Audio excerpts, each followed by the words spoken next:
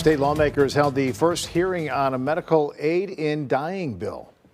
The proposed legislation would allow certain terminally ill adults in Illinois to end their lives peacefully. WGN's Angelica Sanchez joining us now with details. Angelica.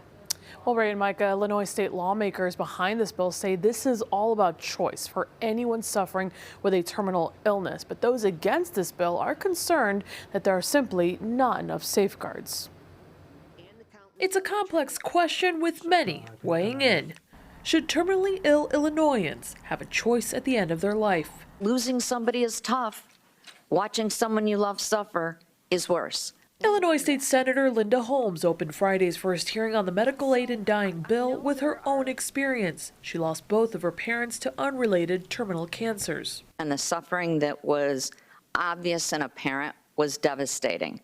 If passed, the bill will allow mentally capable, terminally ill adults with 6 months or less to live the choice to request a prescription for medication that would end their life. State lawmakers say it would allow the patient to die peacefully. Knowing that people have an option if their suffering becomes unmanageable actually allows terminally ill people to set aside their fears of suffering and live fuller, longer lives right up until the end. Supporters of the bill included doctors as well as those who have been beside terminally ill loved ones who have taken the medication where the practice is legal. His last words were, "I'm happy." But those against the bill also included doctors. Those speaking out fear the bill doesn't have enough safeguards and would be assisted suicide. The definition of a life worth living is subjective and often influenced by the resources that one has and not their potential expiration date. Others are concerned about how it will impact vulnerable populations facing financial pressures, limited family support, or undiagnosed mental health issues and disorders. My great fear is that for some of my patients, these safeguards will be just tight enough for lawmakers to assume things will be okay and amply generous to allow abuse to happen.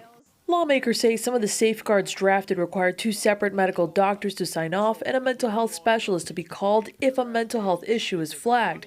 This bill would not impact life insurance benefits, and death certificates would reflect the terminal illness, not the medication taken. They argue this is all about choice. If you are truly opposed, you will not choose this as an option at the end of your life.